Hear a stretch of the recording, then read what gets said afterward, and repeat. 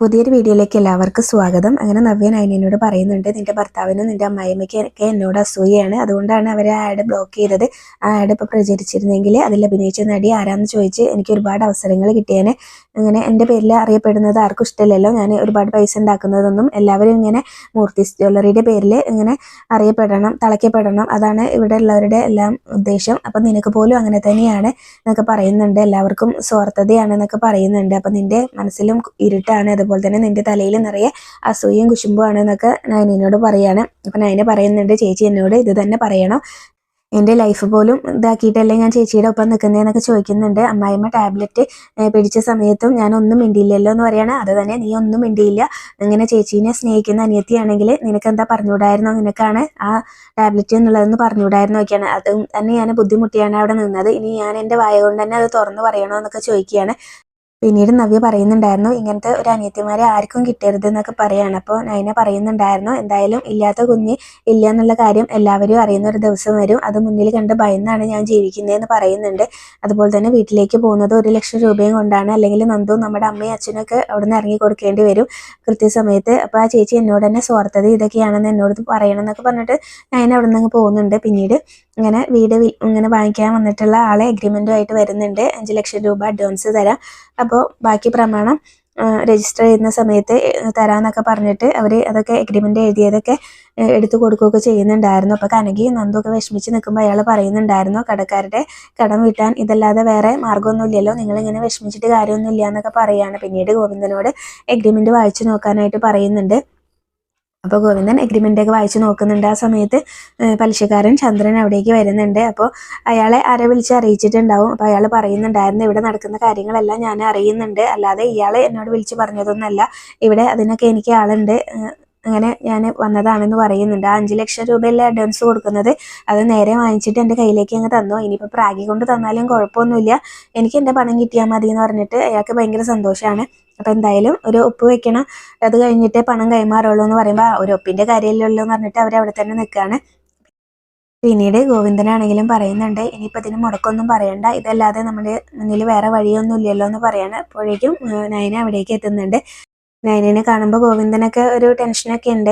ആ സമയത്ത് നയന ചോദിക്കുകയും ചെയ്യുന്നുണ്ടായിരുന്നു, അച്ഛൻ എഗ്രിമെൻറ്റിൽ ഒപ്പുവെക്കാൻ പോവായിരുന്നു അല്ലേന്ന്, അപ്പോൾ ഇതല്ലാതെ അച്ഛന് വേറെ ഒരു വഴിയും കണ്ടില്ലേ എന്നൊക്കെ ചോദിക്കുന്നുണ്ട്. അപ്പോൾ എന്താ ഇതല്ലാതെ വേറെ വഴി എന്നൊക്കെ ചോദിക്കുമ്പോൾ വഴിയൊക്കെ ഉണ്ട് എന്നൊക്കെ നയന പറയുകയും ചെയ്യുന്നുണ്ടായിരുന്നു. കനക പറയുന്നുണ്ട്, വീട് വെക്കുന്നതിൽ നമുക്കൊന്നും സങ്കടം ഇല്ലാഞ്ഞിട്ടൊന്നുമല്ല എന്നൊക്കെ പറയാണ്, വേറെ വഴിയില്ലാത്തതുകൊണ്ടാണെന്ന് പറയുമ്പോൾ അതിന് വേറെ വഴിയില്ല എന്ന് ആരാ പറഞ്ഞത് എന്നൊക്കെ നയന ചോദിക്കുന്നുണ്ട്.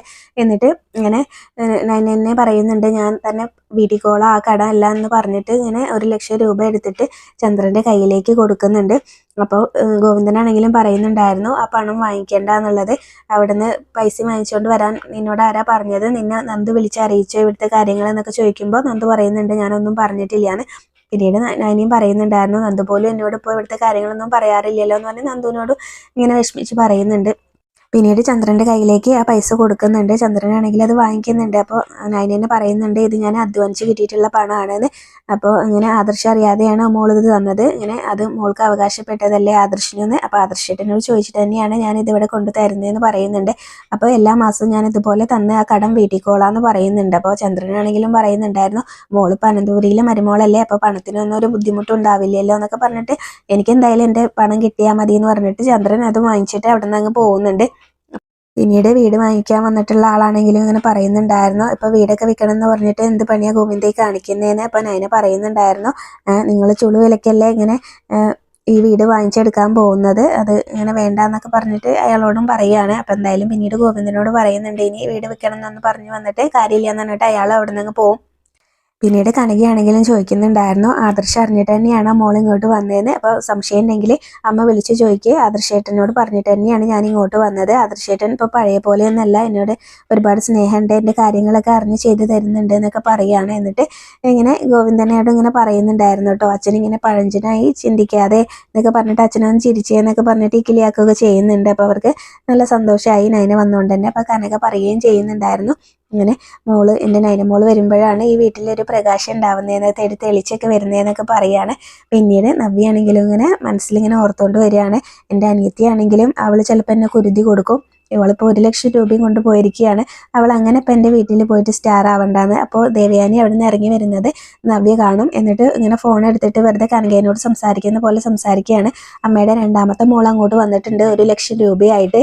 ഇതൊന്നും അത്ര ശരിയായിട്ടുള്ള കാര്യമൊന്നുമല്ല അമ്മേ. പെൺമക്കളെ കല്യാണം കഴിച്ചയച്ചാൽ ഇങ്ങനെ ഭർത്താവിൻ്റെ വീട്ടിൽ നിന്ന് അവിടെ വന്ന് സഹായിക്കേണ്ട ആവശ്യമൊന്നുമില്ല. അവർക്ക് ഇങ്ങോട്ടാണ് സഹായം ചെയ്യേണ്ടത്. അപ്പോൾ എന്തായാലും ഇനി ഇങ്ങനെ ഉണ്ടാവാതിരിക്കാനാണ് ഞാൻ വിളിച്ച് പറഞ്ഞത്. എന്നാൽ ശരി എന്നിട്ട് വെക്കും. അപ്പോൾ വെച്ചിട്ട് തിരിയുന്നത് ഇങ്ങനെ ദേവയാനിയുടെ മുഖത്തേക്ക് നോക്കിയിട്ടാണ് കേട്ടോ. അമ്മായി എന്തെങ്കിലും കേട്ടോ നോക്കും. അപ്പോൾ ദേവയാനി കേൾക്കാൻ വേണ്ടിയിട്ടാണ് ഓരോന്ന് പറഞ്ഞത്. അപ്പോൾ ദേവയാനി ആണെങ്കിലും എനിക്ക് ചെവിക്കൊന്നും കുഴപ്പമില്ല എന്നൊക്കെ പറഞ്ഞിട്ട് നവ്യനെ ഒന്ന് കുത്തി പറഞ്ഞിട്ടൊക്കെയാണ് അവിടെ നിന്ന് പോകുന്നത്. എന്തായാലും നവ്യ ഉദ്ദേശിച്ച കാര്യം നടന്നിട്ടുണ്ട്. പിന്നീട് നയന വരച്ചിട്ടുള്ള ഡിസൈനെല്ലാം ക്ലയൻസിന് നന്നായിട്ട് ഇഷ്ടപ്പെട്ടു. അപ്പോൾ അവരിങ്ങനെ ചോദിക്കുന്നുണ്ടായിരുന്നു, സാറിൻ്റെ വൈഫിനെ ജ്വല്ലറിയിലെ മെയിൻ ഡിസൈനർ ആക്കിക്കൂടെ എന്നൊക്കെ ചോദിക്കുകയാണ്. അപ്പോൾ എന്തായാലും വീട്ടിലിരുന്നായാലും കാര്യങ്ങളൊക്കെ ചെയ്യാലോ എന്നൊക്കെ പറയുന്നുണ്ട്. അപ്പോൾ എന്തായാലും ഞങ്ങൾക്കിത് നന്നായിട്ട് ഇഷ്ടപ്പെട്ടു, കോൺട്രാക്റ്റ് നാളെ സൈൻ ചെയ്യാമെന്നൊക്കെ പറഞ്ഞിട്ട് അവരങ്ങ് പോകുന്നുണ്ട്. അപ്പോൾ എന്തായാലും അവർ പോയി കഴിഞ്ഞ ശേഷം ആദർശാണെങ്കിലും ആ ഡിസൈനൊക്കെ നോക്കിയിട്ട് അഭിനോട് പറയുന്നുണ്ടായിരുന്നു, ഞങ്ങൾ തമ്മിൽ എന്ത് അഭിപ്രായ വ്യത്യാസം ഉണ്ടെങ്കിലും ഈ ഒരു കാര്യത്തിൽ അവളുടെ കഴിവ് പറയാതിരിക്കാൻ പറ്റില്ല എന്ന് പറയാണ്. പിന്നീട് അവളിങ്ങനെ ഓരോ സമയത്തും ഞങ്ങൾ പരിചയപ്പെട്ടത് തൊട്ടേ എന്നെ രക്ഷിച്ചുകൊണ്ടിരിക്കുകയാണ് എല്ലായിടത്തും. മൂർത്തീസ് ജ്വല്ലറിയുടെ 50ാമത്തെ വാർഷികത്തിന് ആ ഗണപതി വിഗ്രഹം നേരാക്കി കൊടുത്തിട്ടാണല്ലോ അവർ തമ്മിൽ പരിചയപ്പെട്ടത്. അപ്പം അതിനെക്കുറിച്ചൊക്കെ പറയുന്നുണ്ടായിരുന്നു. അന്ന് ചിലപ്പോൾ അത് നേരെയാക്കി കിട്ടിയിട്ടുണ്ടായിരുന്നില്ലെങ്കിൽ 50ാമത്തെ വാർഷികം പോലും നടക്കില്ലായിരുന്നു എന്നൊക്കെ പറയുന്നുണ്ട്. അപ്പോൾ എല്ലായിടത്തും അവൾ എന്നെ രക്ഷിച്ചുകൊണ്ടിരിക്കുകയാണെന്നൊക്കെ പറയണം. അപ്പം അഭി പറയുന്നുണ്ടായിരുന്നു അവൾ ഭയങ്കര തന്ത്രശാലിയാണ് എന്ന് പറയാണ്. അപ്പോൾ ആദർശ് ചോദിക്കാൻ ചെയ്യുന്നുണ്ട്, അവൾ എന്ത് തന്ത്ര പറ്റിയതെന്നൊക്കെ ചോദിക്കുന്നുണ്ട് കേട്ടോ. അപ്പോൾ അഭി പെട്ടെന്ന് തന്നെ പറയുന്നുണ്ട്, എന്തായാലും കുഴപ്പമില്ല, നമുക്ക് ഓർഡറൊക്കെ കിട്ടിയല്ലോ, അതന്നെ വളരെ സന്തോഷം എന്ന് പറഞ്ഞിട്ട് ഒരു ചിരിയൊക്കെ വരുത്തിയിട്ട് അവിടെ നിന്ന് അങ്ങ് പോകും. അഭിക്ക് വലിയ താല്പര്യമൊന്നും ഇല്ലെങ്കിലും. പിന്നീട് ജലജയും ദേവയാനിയും എല്ലാവരും ചായ കുടിച്ചുകൊണ്ടിരിക്കുകയാണ്.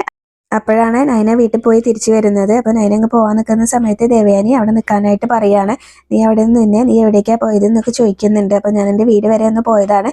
അപ്പോൾ ഇന്നലെയല്ലേ നീ നിൻ്റെ വീട്ടിൽ പോയിട്ട് വന്നത്, ഞാൻ അനുവാദം തന്നപ്പോൾ ഇതങ്ങ് സ്ഥിരമാക്കിയോ എന്നൊക്കെ ചോദിക്കുന്നുണ്ട്. അപ്പോൾ നിൻ്റെ അമ്മയ്ക്ക് സുഖമില്ല എന്ന് പറഞ്ഞല്ലേ നീ ഇന്നലെ പോയത്, ഇനിയിപ്പോൾ അവൾ കൂട്ടിയിരിക്കാനായിട്ട് നിന്നോട് പറഞ്ഞോ എന്നൊക്കെ ചോദിക്കുന്നുണ്ട്. അപ്പോൾ അങ്ങനെയൊന്നും പറഞ്ഞില്ല എന്ന് പറയുന്നുണ്ട്. ഇത്തവണ പോയപ്പോൾ വെറും കൈയോടെയാണോ പോയത്, അതോ ഇവിടുന്ന് എന്തെങ്കിലും എടുത്തുകൊണ്ടാണോ പോയത് എന്നൊക്കെ ചോദിക്കുന്നുണ്ട് കേട്ടോ.